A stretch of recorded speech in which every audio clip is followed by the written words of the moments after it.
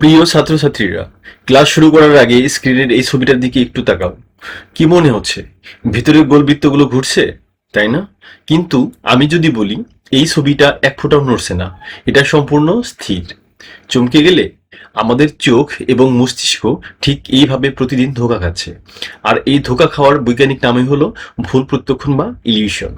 আজকে আমরা মনোবিজ্ঞান প্রথম পত্রের সবচেয়ে গুরুত্বপূর্ণ টপিক সেন্সেশন অ্যান্ড পারসেপশন থেকে প্রত্যক্ষণ বা পারসেপশন এমনভাবে শিখবো যেন বোর্ডে এখান থেকে সৃজনশীল আসলেই তোমরা 10-10। Welcome to my psychology expert with টুইনসের। আমি Mohammad Tuhinur Rahman, lecturer, department of psychology, doctor Malika college, Dhanmondi, Dhaka. প্রিয় শিক্ষার্থীরা, তোমাদের সাথে মনোবিজ্ঞান প্রথম পত্রের সংবেদন ও প্রত্যক্ষণ চ্যাপ্টার থেকে সংবেদন ও প্রত্যক্ষণের পার্থক্য নিয়ে প্রথমে আলোচনা করব।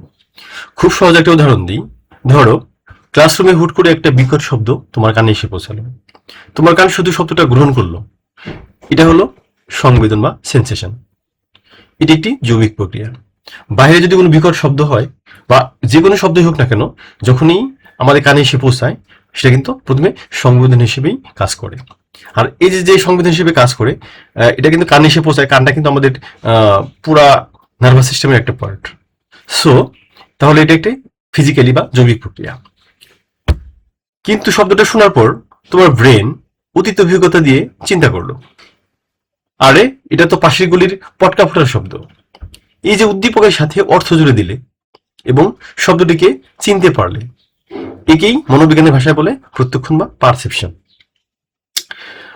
তুমি যে একটা সাউন্ড পাইলা, সাউন্ড পাওয়ার পরে তুমি বুঝতে পারলা যে এটা পটকা ফোটার শব্দ, এটা পটকার আওয়াজ, ঠিক আছে? এই যে এটা বুঝতে পারা হচ্ছে প্রত্যক্ষণ। আর আগে যে তোমার কানের মধ্যে সাউন্ড আসছে, এটা হচ্ছে সংবেদন। অর্থাৎ আগের ঘটনা হচ্ছে সংবেদন, পরের ঘটনা হচ্ছে প্রত্যক্ষণ। অর্থাৎ সংবেদন হলো কাঁচামাল আর প্রত্যক্ষণ হলো তৈরি পণ্য। অর্থাৎ আমরা যদি বলি, এইভাবে কম্পেয়ারিং করি, যে আমরা যে ব্যবহৃত জিনিস গুলো আমরা দেখি বা আমরা ইউজ করে থাকি, সেগুলো কিন্তু রেডিমেড পাওয়া যায়, সেটা হচ্ছে কিন্তু পণ্য। আর এটা তৈরি করতে আগে যে ম্যাটেরিয়ালস গুলো লাগছে ওটা হচ্ছে কাঁচামাল। অর্থাৎ কাঁচামালটাকে সংবেদনের সাথে কম্পেয়ারিং করা হয়েছে। আর যে তৈরি পণ্যটা রেডিমেড পাওয়া গেছে যাচ্ছে লাস্টে, যেটা দ্বারা আমরা কাজ করতে পারছি, সেটা হচ্ছে প্রত্যক্ষণ। অর্থাৎ সংবেদন ছাড়া প্রত্যক্ষণ সম্ভব নয়। অর্থাৎ একটা না থাকলে আর একটা ঘটে না। পরীক্ষার জন্য সুপার ইম্পর্টেন্ট প্রত্যক্ষণের সংগঠন বা গেস্টেল্ট প্রিন্সিপালস। পরীক্ষার্থীরা ভালো করে নোট করে নাও। উদ্দীপকগুলো আমাদের সামনে ছড়ানো থাকে। এটাকে আমি যদি এভাবে বলি, যে আমাদের চারপাশে অসংখ্য উদ্দীপক আছে যা ছড়িয়ে ছিটিয়ে থাকে, কিন্তু আমাদের ব্রেন সেগুলোকে সাজিয়ে বা সংগঠিত করে দেখে। অর্থাৎ এখানে একটু বলি যে আশেপাশে এত সমস্ত উদ্দীপক আছে, সব উদ্দীপককে কিন্তু আমরা গ্রহণ করি না, অ্যাকসেপ্ট করি না। অর্থাৎ আমাদের যখন যে উদ্দীপকের প্রয়োজন হয়, সেই উদ্দীপককে শুধু আমরা অ্যাকসেপ্ট করি। যদি বলি কিভাবে, আমাদের কান এক ধরনের উদ্দীপক অ্যাকসেপ্ট করে, আমাদের ত্বক এক ধরনের উদ্দীপক অ্যাকসেপ্ট করে, এই ধরনের আরো তিনটা বাদ বাকি যে আছে, ইন্দ্রিয় আছে, সেগুলো কিন্তু এক ধরনের ইন্দ্রিয়কে অ্যাকসেপ্ট করে।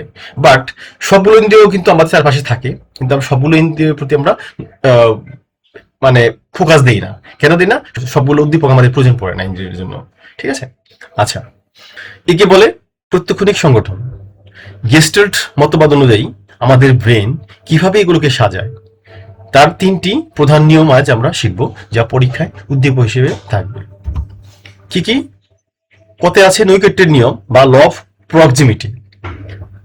যে উদ্দীপকগুলো একে অপরের কাছাকাছি থাকে, সেগুলোকে আমরা আলাদা না দেখে একটি দল হিসেবে প্রত্যক্ষণ করি। এখানে আমরা যদি ফলো করি, এই যে কালো কালারের যে সার্কেলগুলো আছে বা বৃত্তগুলো আছে, এগুলোকে কিন্তু আমরা এক গ্রুপে প্রত্যক্ষণ করি। পাশাপাশি যে অন্য কালার আছে, এগুলোকে আলাদা গ্রুপ হিসেবে প্রত্যক্ষণ করে থাকি। এটাই হচ্ছে নৈকট্যের নিয়ম বা ল অফ প্রক্সিমিটি।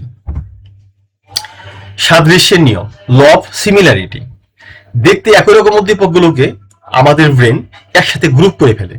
যেমন ক্রিকেট মাঠে 11 জন এক রঙের জার্সি পরা খেলোয়াড়কে আমরা একটি দল হিসেবেই প্রত্যক্ষণ করি। This is true. যেগুলো মিল আছে বা সাদৃশ্য আছে, হ্যাঁ, সেগুলোকে আমাদের ব্রেন একটা গ্রুপ হিসেবেই ধরে নেয়, ঠিক আছে? সাসেস এক্সাম্পল যেটা বললাম, যে 11 জন খেলোয়াড় যারা ফুটবল খেলে একই কালারের ড্রেস পরে থাকে, এই জন্য তাদেরকে আমরা একটা দল হিসেবেই চিহ্নিত করে থাকি। এটা হচ্ছে সাদৃশ্যের নিয়ম বা ল অফ সিমিলারিটি। অবয়ব পটভূমি, ফিগার অ্যান্ড গ্রাউন্ড, এটা খুব মজার। যে কোনো জিনিস দেখার সময় আমাদের ব্রেন একটা অংশকে মেইন অবয়ব বা ফিগার ধরে আর পিছনের অংশকে পটভূমি বা গ্রাউন্ড বানায়। যেমন কালো বোর্ডে সাদা চক দিয়ে লিখলে লেখাটি হলো অবয়ব আর বোর্ডটি হলো পটভূমি। অর্থাৎ আমরা যে হোয়াইট বোর্ড বলি অথবা ব্ল্যাক বোর্ড বলি, ব্ল্যাক বোর্ডে যদি আমরা সাদা চক দিয়ে লিখি ওই লেখাটা হচ্ছে ফিগার বা চিত্র বা অবয়ব, আর পিছনের যে এটা থাকে ব্ল্যাকটা কালোটা, ঠিক আছে, ব্ল্যাকবোর্ড, সেটা হচ্ছে গ্রাউন্ড বা পটভূমি। ঠিক তেমনি তোমরা যদি মোবাইল দিয়ে ছবি তুলো, যার ছবি তুলতেছো সে হচ্ছে ফিগার, আর পিছনের যে যতটুকু অংশ তোমার ক্যামেরায় ধরা পড়ছে সেটা হচ্ছে গ্রাউন্ড বা পটভূমি। এখানে ছবিতে যদি আমরা দেখি, এখানে এখানে আমরা যদি দেখি এই যে মাঝখানে একটা, মনে হচ্ছে যে এটা একটা আলাদা একটা বস্তু বা অবয়ব, ঠিক আছে, এটা হচ্ছে কিন্তু চিত্র হিসেবে ধরা পড়ছে। পাশাপাশি আমরা যদি কালো অংশের দিকে না তাকিয়ে সাদা অংশ দিয়ে তাকাই, এই সাদাটা দেখো, এই যে সাদা অংশ দিয়ে তাকাই, এটা মানুষ মনে হচ্ছে যে মানুষের এই যে নাক, এই যে ঠোঁট, এই যে চোখ, এই যে থুতুনি, এই যে পুরোটা হচ্ছে মাথা, এই মানুষ মানুষ এই পাশে ঠিক আর একটা মানুষ, মানে এক মানুষ, এই মানুষটা এই মানুষটার দিকে তাকিয়ে আছে। তাহলে এই সাদা অংশটা কিন্তু চিত্র হিসেবে আমরা কাউন্ট করব, এটা চিত্র হিসেবে ধরা পড়বে আর এটা পটভূমি হিসেবে ধরা পড়বে। অর্থাৎ আমাদের দৃষ্টি যে যে বস্তুর দিকে আগে যায় সেটা চিত্র হিসেবে ধরা পড়ে, আর যেটা পরে যায় সেটা হচ্ছে ব্যাকগ্রাউন্ড বা পটভূমি হিসেবে ধরা পড়ে। তার মানে আমরা যদি ব্ল্যাক অংশের দিকে তাকাই তাহলে ব্ল্যাক অংশটা হচ্ছে তোমার চিত্র হিসেবে প্রতিফলিত হবে, আর যদি সাদা অংশের দিকে তাকাই তাহলে সাদা অংশটা চিত্র হিসেবে প্রতিফলিত হবে, আর কালো অংশটা পটভূমি হিসেবে প্রতিফলিত হবে। আশা করি বুঝতে পেরেছ। ভুল প্রত্যক্ষণ, অলিখন ও বিভ্রম, ইলিউশন অ্যান্ড হ্যালুসিনেশন। তোমাদের বোর্ড বইয়ে প্রত্যক্ষণ চ্যাপ্টারের একদম শেষে দুটি টার্ম আছে, একটি হলো অলিখন বা অধ্যাস ইলিউশন, অন্যটি হলো বিভ্রম বা হ্যালুসিনেশন। এই দুইটার পার্থক্য ভালো করে বোঝো। অলিখন বা ইলিউশন, এখানে বাস্তবে উদ্দীপক থাকে কিন্তু আমরা ভুল দেখি, যেমন অন্ধকারে পড়ে থাকা দড়িকে সাপ মনে করা বা অন্য কিছু। এই যে একটা চিত্র দেওয়া আছে, প্রথমে আমি বলি যে অন্ধকারে পড়ে থাকা দড়িকে সাপ মনে করা। রাতের অন্ধকারে তুমি যদি রাস্তা দিয়ে হাঁটো, যদি আধো আলো থাকে, জ্যোৎস্না থাকে, আবার অন্ধকারও থাকে, তাহলে অনেক সময় গাছের নিচ দিয়ে যদি আমরা হেঁটে যাই মেঠো পথ দিয়ে, তাহলে গাছের মানে দিয়ে গাছের যে ফাঁক ফুকুর দিয়ে চন্দ্রের যে আলোটা পড়ে, ওই আলোটা পড়লে অনেক সময় দূর থেকে মনে হয় বা কাছে গেলেও অনেক সময় মনে হয় যে একটা মনে হয় কি যেন পিছিয়ে আছে, যে অংশটা ফোকাস হয়, ওটাকে অনেক সময় আমরা ভুল করে সাপ মনে করতে পারি বা অন্য কিছু মনে করতে পারি যে কিছু একটা অস্তিত্ব আছে, ঠিক আছে, দেখা যাচ্ছে, দেখতে পাচ্ছি, অস্তিত্ব আছে, কিন্তু আমরা ভুলভাবে ব্যাখ্যা করছি। ওই সাদা অংশটিকে আমরা সাপ না মনে করেও অন্য কিছু মনে করতে পারি, ঠিক আছে। আবার যদি এটা আসলেই সত্যিকার অর্থে একটা রশি পড়ে আছে আঁকা বাঁকা হয়ে, আমরা যদি দেখি বা পায়ে আমাদের টাচিং লাগে, তাহলে আমরা ভয় পেতে পারি যে সাপ মনে হয় পড়ে আছে, কামড় দেবে, কিন্তু অ্যাকচুয়ালি কিন্তু ওইটা রশি, ওটা কিন্তু সাপ না, আমি ভয় পেয়ে গেলাম, ঠিক আছে। কিন্তু বস্তু আছে, সেই বস্তুকে আমরা ভুলভাবে ব্যাখ্যা করছি, অর্থাৎ দড়ি বা রশি পড়ে আছে সেটাকে আমরা সাপ মনে করছি। এই যে বস্তুকে বা উদ্দীপককে ভুলভাবে ব্যাখ্যা করা, এটা হচ্ছে অলিখন বা ইলিউশন। চিত্রে যে দেওয়া আছে একটা, এই যে আমার মনে হচ্ছে আমরা যদি তাকাই, এই যে এইদিকে একটু তাকিয়ে থাকো, তোমরা একটু চোখ এই যে এই দিকে তাকিয়ে এই দিকে একটু তাকাও, এই গোটার দিকে 5 সেকেন্ড বা 10 সেকেন্ড তাকিয়ে থাকো একটা, না দেখবে যে মনে হয় যে কাঁপাকাঁপি করছে। আসলে এটা কাঁপাকাঁপি করছে না, এটা কিন্তু চলমান কোনো বস্তু না, মনে হচ্ছে যে চলমান কাঁপাকাঁপি করছে, তার মানে এটা রানিং আছে, অ্যাকচুয়ালি রানিং না, এটা স্থির বস্তু, এটাকে আমরা ভুলভাবে ব্যাখ্যা করছি, ঠিক আছে, যে এটা মনে হয় নড়াচড়া করতেছে, অ্যাকচুয়ালি নড়াচড়া করতেছে না, ঠিক আছে। এটা হচ্ছে অলিখন বা ইলিউশন। বিভ্রম বা হ্যালুসিনেশন, এখানে বাস্তবে কোনো উদ্দীপক থাকে না, তাও মানুষ অবাস্তব কিছু দেখে বা শুনে। যেমন ফাঁকা ঘরে কেউ নেই, তা মনে হওয়া কেউ আমার নাম ধরে ডাকছে।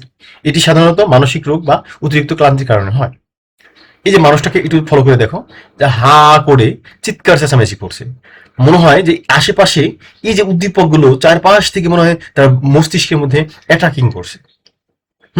সে বিভিন্ন ধরনের থিঙ্কিং করছে, থিঙ্কিং করে সে তো শাউট করছে, এরকম। ঠিক আছে।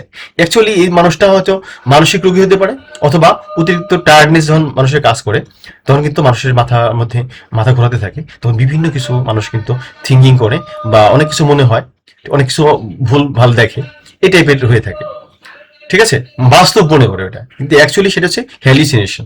উদ্দীপকে বলবে, রাফি রাতে পড়ার টেবিলে বসে দেয়ালে টিকটিকির শব্দ শুনে ভাবলো কেউ দরজায় টোকা দিচ্ছে। প্রশ্ন করবে, রাফির এই মানসিক প্রক্রিয়াটি মনোবিজ্ঞানের কোন টপিকে নির্দেশ করে?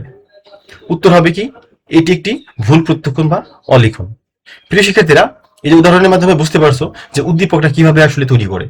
তোমাদের টপিকস আছে যা পড়াচ্ছি আমি, এর মধ্যে থেকে তোমরা যদি ঠিক মতো ওই পড়াগুলো বুঝতে পারো, তাহলে এই মধ্যে থেকে তোমাদের কিন্তু কোনো একটা বিষয় উদ্দীপক হিসেবে দিয়ে দিবে, সেখান থেকে কিন্তু কোশ্চেনগুলো করবে। প্রিয় শিক্ষার্থীরা, আশা করি ক্লাসটা বুঝতে পারছো। এর পরের যে ক্লাসটা হবে সেটা কিন্তু অবশ্যই তোমাদের এই টপিকস থেকেই কিন্তু উদ্দীপক আকারে দিয়ে দেবো, এবং উদ্দীপক দিয়ে সৃজনশীল কোশ্চেন থাকবে, পাশাপাশি কিছু এমসিকিউ দিয়ে দেবো, এখান থেকে বোঝার জন্য আসলে কিভাবে কোশ্চেনগুলো আসবে, কিভাবে উত্তর তোমরা লিখবা। আর আগের ক্লাস যারা দেখোনি তারা এর আগের ক্লাসটা দেখে নিও, অবশ্যই সেটা কাজে লাগবে। সেখানে কিভাবে সৃজনশীল কোশ্চেনের উত্তর লিখতে হয় সেভাবে সেখানে ডিটেলস দেওয়া আছে। ওকে প্রিয় শিক্ষার্থীরা, তাহলে আজ আর নয়, শেষ করছি। আল্লাহ হাফেজ, আসসালামু আলাইকুম।